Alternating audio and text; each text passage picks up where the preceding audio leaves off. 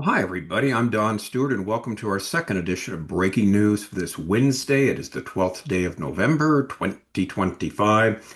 And what we're going to do with this edition of Breaking News is look at three headlines that reflect Israel's continuing problems with their neighbors. And we're going to start by looking at a story that we began on our first edition of Breaking News.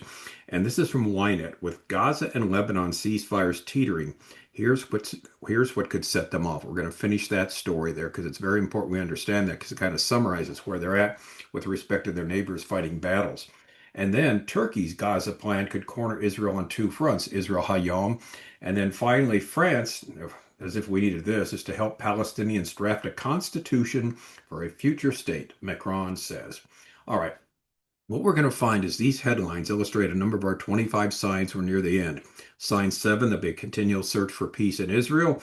Sign 9, in the last days, certain specified nations will invade Israel, Ezekiel 38:39. Sign 21, there'll be a rise in anti-Semitism. The entire world will be against Israel. And then Appendix 5 and 6, the biblical answer to the ownership of the promised land and who are the Palestinians. So lots of signs are showing up in these three stories we're doing. Now, they're found in our book, of course, 25 Signs. We're near the end. Found on our website, Educating Our World, under the heading of Bible Prophecy. All right, we're going to sum up the problems we talked about earlier in Gaza, and then look at Lebanon. Add this to the immediate problem of Turkey, and to make matters worse, like we said, France is going to help the Palestinians draft a constitution. So let's look at these stories and see how they fit with respect to last day's Bible prophecy. Headline number one. With Gaza and Lebanon ceasefire teetering, here's what could set them off. And that was the story we did earlier from YNET. And we pick it up here about halfway through. And the first heading we do is U.S. concerns about continued implementation of the agreement. Now, this is interesting. Politico, that's is a website that's very much involved in the political things happening in the United States. They happen to obtain documents that were shared with senior figures in Washington, which show that the next stages of the plan are unclear. This is a huge story. In other words, Trump's plan, the next stages are unclear. According to the report, the documents were presented at a briefing last month at the U.S. Civil Military Coordination Center in Kiryat Gat, which was established, as we've talked about, this to closely monitor the ceasefire led by Trump. At the briefing, concerns were raised about whether the multinational international stabilization force for Gaza can, in fact, be deployed. There's even a concern there could even not even have the possibility of deploying this particular force. The documents show that Washington remains committed to the deal it helped shape, despite the many on the ground obstacles. They're going to try and get through it, in other words. The report also raises another dimension of U.S. involvement, Trump's America First policy, which helped propel him to last year's election victory. According to the report, if the plan for Gaza fails to deliver, Trump may get mired in the Gaza quagmire, contrary to his promises and to his stated reluctance to send U.S. troops to distant conflicts.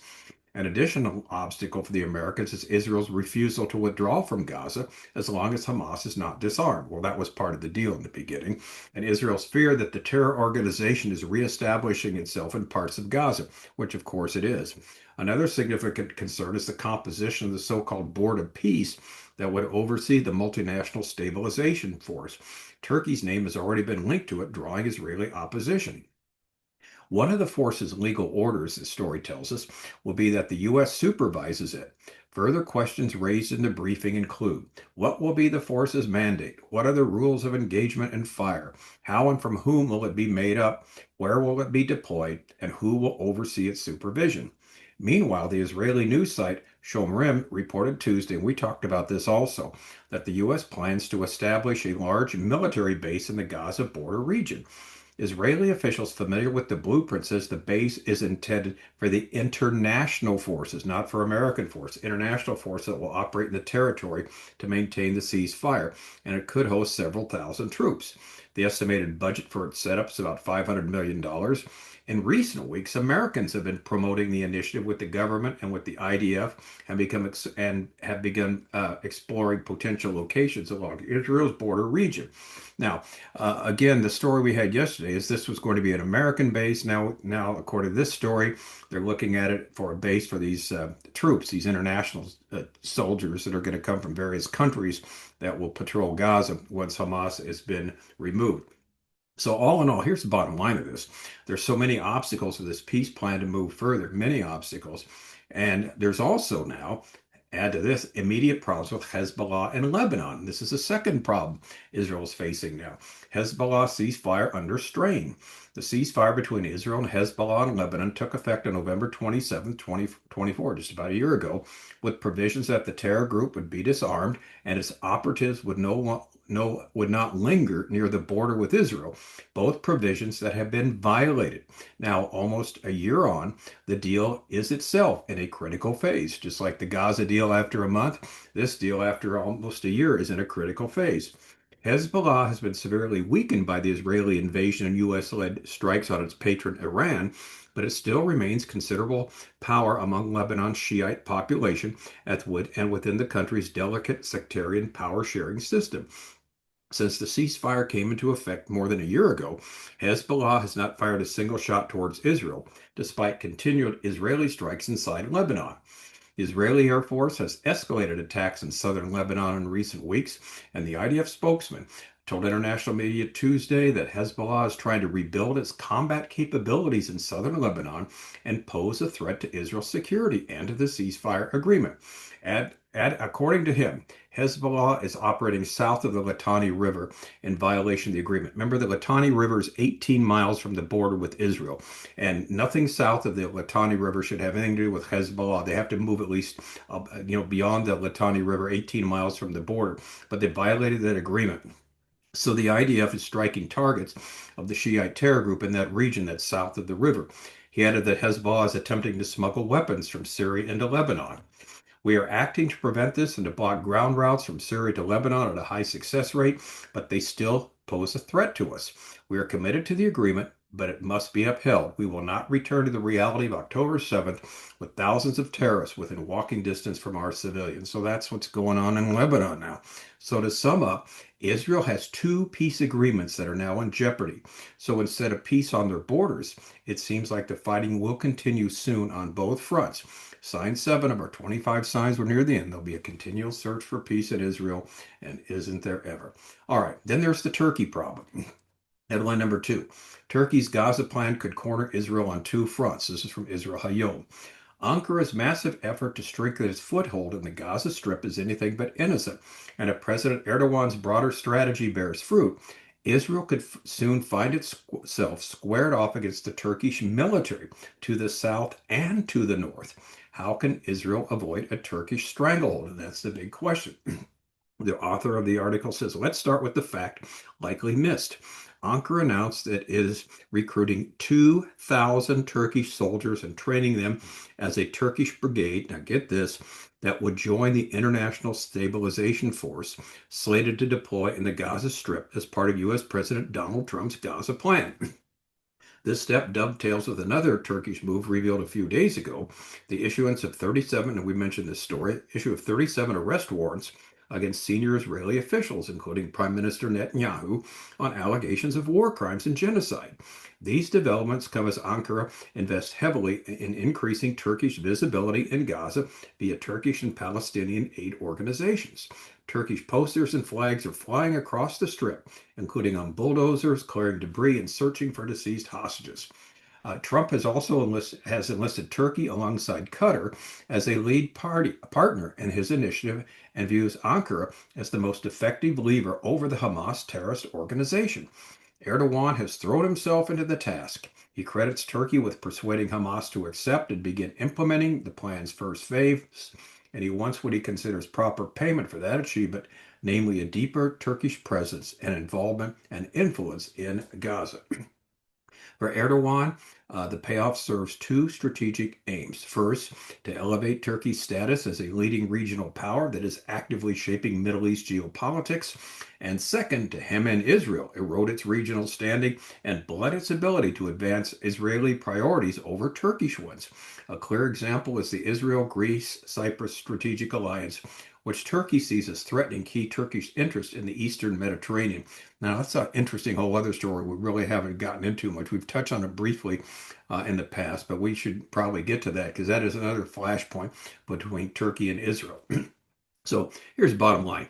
Ankara regards Israel. Ankara, of course, is the capital of Turkey. Ankara regards Israel as its most challenging regional competitor, chiefly in military terms, but also in technology and economically through the potential opened by the expanding Abraham Accords, including the India, Middle East, Europe corridor linking India and East Asia through Saudi Arabia and Jordan to Israel and on to Europe.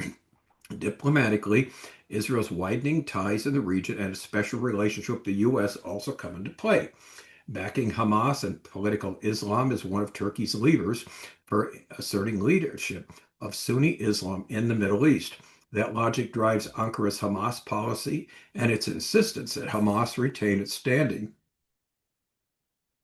excuse me there, insistence that Hamas retains its standing as a relevant and influential political actor, not only in Gaza, but in Palestinian politics more broadly.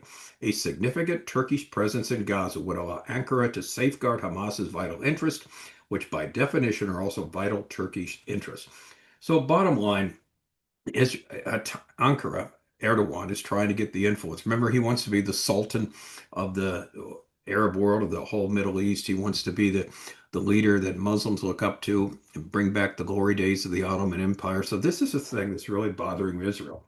And so, bottom line, Israel needs to prioritize deeper involvement, military presence, and influence by the counter axis, which sees Turkey as it maneuvers as a threat and a challenge. Above all, Israel needs to internalize the implications. Here's the key. If Erdogan succeeds in executing his broader strategy, Israel could find itself in a Turkish stranglehold where Ankara sets the rules. And again, sign 9 of our 25 signs. We're near the end. In the last days, certain specified nations will invade Israel, and Turkey's one of them. Like we said, two of the names in the Ezekiel 38-39 scenario that talks about the time of the end, Beth Togarmah and Gomer, from these regions, they'll be the invading forces. Both of them are in modern day Turkey. So Turkey is one of the huge countries, one of the huge followers of the leader, of course, which will be Russia, and Iran will also be there in the front. So anyway, we see that happening. So not only do you have the problem Israel has with Lebanon and Gaza, Hezbollah, and Hamas, now we got Turkey trying to horn its way in, and again, training 2,000 soldiers to be part of this community there, guarding Gaza once Hamas is gone. And then can you imagine if there's a base there on the border housing soldiers? You have Turkish soldiers there. That would be really, really problematic for Israel. Now, someone says Israel won't let it happen. Well, Israel may not have any say-so in this, the way it's going, and that's kind of where we're at with all these problems. All right. Finally, headline number 3, France to help Palestinians draft constitution for future state, Macron says. This from the Jerusalem Post. He says France and the Palestinian Authority will set up a joint committee to draft a new Palestinian constitution. A number of Western nations, including France, formally recognized a Palestinian state in September. Remember that? We gave that story. A move driven by frustration with Israel over its devastating war in Gaza and a wish to promote a two-stage solution to the Middle East conflict. A U.S. brokered Israel-Hamas ceasefire took hold in October, just about a month ago, but Israel again rejected any prospect of Palestinian statehood. And that's where they're at. They're not changing their mind on this. Okay. Macron said France and the Palestinian Authority, which exercises limited self-rule under Israeli military occupation in the West Bank, would set up a joint committee to work on drawing up a new Palestinian constitution. The committee will be responsible for working on all legal aspects, constitutional, institutional, and organizational, he told reporters. Now, when the story came out, this is from the Jerusalem Post, one comment said it all. I love this. Listen to this. Macron is eager to draft a constitution for a non-existing state, which he hopes to be set over portions of the national home of the Jewish people, Israel. And over is in uppercase letters. And is this an expression of arrogance? Is this an expression of a delusional mind? Is this the expression of anti-Semitism, all in uppercase letters? Is it all of the above? And then finally, P.S. A sovereign Palestinian Arab state has been situated on 78% of Palestine since 1946, namely Jordan. All right. Now, for a biblical response to this, the idea of a Palestinian state, again, we call your attention to our book, 25 Sides. We're near the end. Appendix 5 and 6. Appendix 5, the biblical answer as to the ownership of the promised land. And Appendix 6, who are the Palestinians, which we lay it out.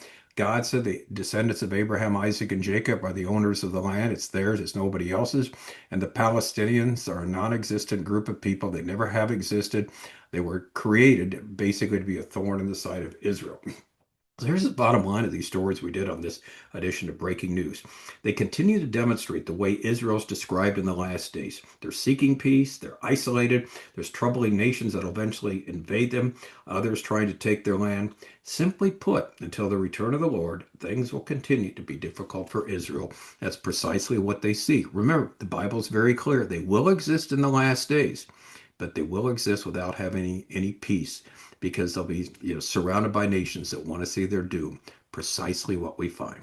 Again, as always, God's word comes true, and we see it every single episode here on Breaking News. It's amazing, but never surprising. So I'm Don Stewart. Thank you so much again for tuning in. And until we get together next time, as always, may the Lord richly, richly bless you.